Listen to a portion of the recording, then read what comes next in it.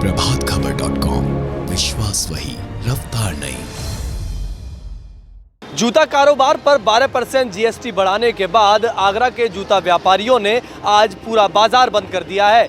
वह 12% जीएसटी के विरोध में है। उनका कहना है कि सरकार को जूता कारोबार से 12% जीएसटी हटानी चाहिए। जिस तरह से उन्होंने कपड़े पर भी 12% जीएसटी घटाई थी और उसे घटाकर 4% कर दिया था, उसी तरह से आगरा में भी जूता व्यापार पर 12% जीएसटी को घटाया जाए, जिसकी वजह से आज उन्होंने आगरा का सबसे बड़ा जूता व्यापार बाजार जो है हींग की मंडी, उसको बंद कर रखा है।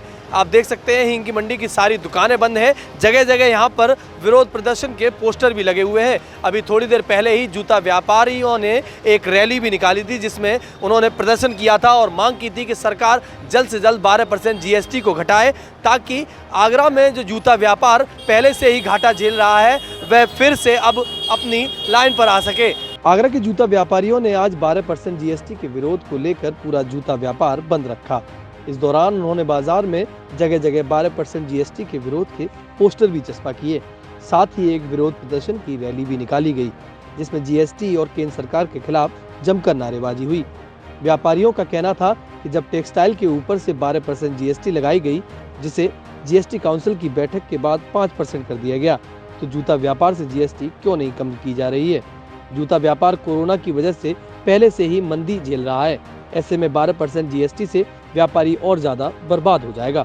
सरकार अगर उनकी मांगे नहीं मानती और जूता व्यापार पर जीएसटी कम नहीं करती, तो वह एक बड़े आंदोलन को मजबूर होंगे, जिससे 2022 में आने वाले विधानसभा चुनाव में सरकार को खामियाजा भुगतना पड़ेगा। मेरा नाम है अर्जुन नैयर। अर्जुन जी, आज जूता मार्केट बंद पड़ी हुई है, क्यों बंद है, क्या हुआ?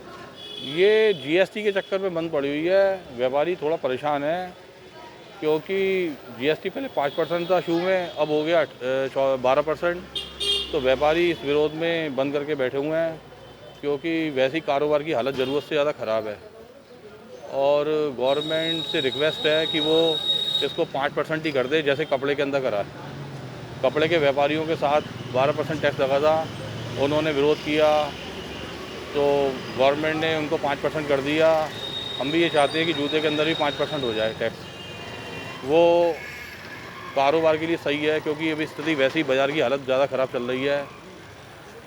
कारोबार की हालत थोड़ी ख़राब है। गवर्नमेंट से रिक्वेस्ट है, और वो भी हाथ जोड़ के रिक्वेस्ट है कि वो शू को 5% भी कर दें। हाँ, अगर वक्त आता है 2 साल बाद 3 साल बाद फिर चाहे बढ़ा दें, अभी तो हालत थोड़ी ख़राब है। नाम क्या आपका? मेरा नाम अब्दुल जलील है। अब्दुल जी, आप क्या जूता व्यापार करते हैं? जूता व्यापार करते हैं, लेकिन असल में क्या है कि इस समय हालत इतनी बुरी है जूते की कि एक तो कारोबार नहीं है, और दूसरी बात ये 12% जीएसटी इस पे लागू कर दिए। जोड़ी कहीं से कहीं पहुंच जाती है, कोई व्यापारी ख़रीदने के लायक नहीं रहा। अब जीएसटी 12% दे या फिर जूता बेचे, घर में कुछ खिलाए या बाहर कुछ खिलाए, कि आखिर करे तो करे, कैसे काम करे।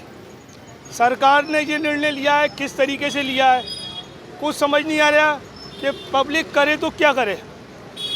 भाई सब चीज़ें इतनी महंगी हो गई हैं, और फिर जूते पे जीएसटी लगाने के कारण भी भाई जूते की जो मांगे कि जो 6% चल रही है जीएसटी, वो 6% रहनी चाहिए, इससे ऊपर नहीं जानी चाहिए, वरना और काम पे लॉस होगा।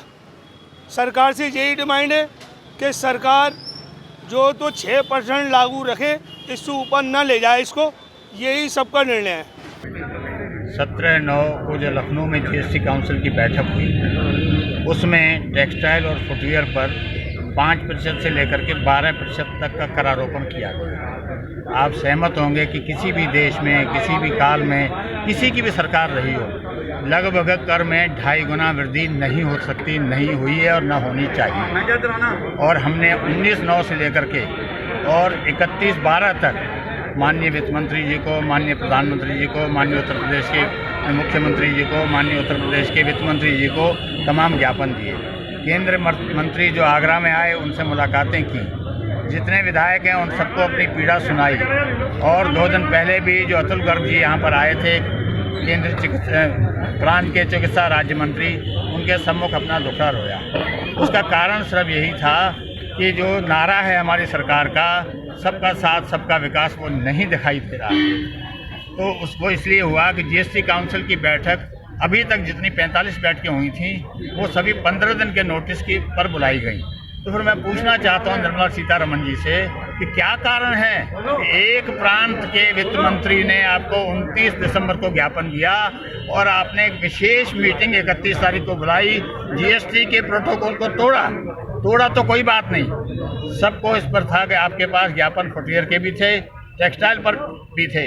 आपने एक में एजेंडा रखा टेक्सटाइल और उसको राहत दे करके अपने जो प्रेस कॉन्फ्रेंस की, कई पत्रकार बंधुओं ने आपसे पूछा कि फुटवियर का क्या हुआ, तो उन्होंने, मुझे कहने में संकोच नहीं है, उन्होंने मुंह फेर लिया और ये कहा कि इस पर कोई सवाल नहीं करिए क्योंकि हमारा एजेंडा सिर्फ टेक्सटाइल था।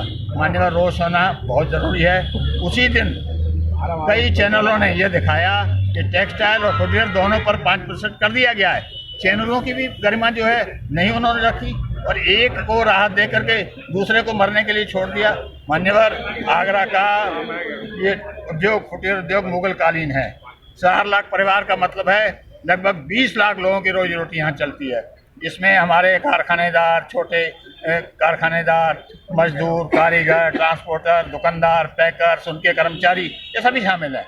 ये सभी अगर टैक्स वृद्धि को वापस नहीं लिया गया बेरोजगार हो जाएंगे। क्या लॉ एंड ऑर्डर बनेगा मैं कह नहीं सकता।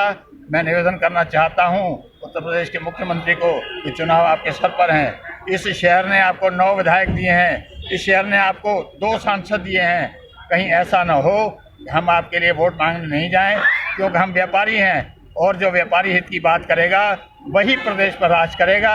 उनका कहना है कि जूता व्यापार पर 12% जीएसटी के बाद व्यापारी काम करना बंद कर देंगे, जिससे आगरा के करीब 4 लाख लोग बेरोजगार हो सकते हैं। उनका कहना है कि बेरोजगार होने की वजह से तमाम लोग ऐसे हैं जो अपनी नौकरियां छोड़ देंगे और उसकी वजह से आगरा का जूता व्यापार भी ठप हो जाएगा। आगरा से प्रभात खबर उत्तर प्रदेश के लिए राघवेंद्र सिंह गहलोत। प्रभातखबर.com, विश्वास वही, रफ्तार नहीं।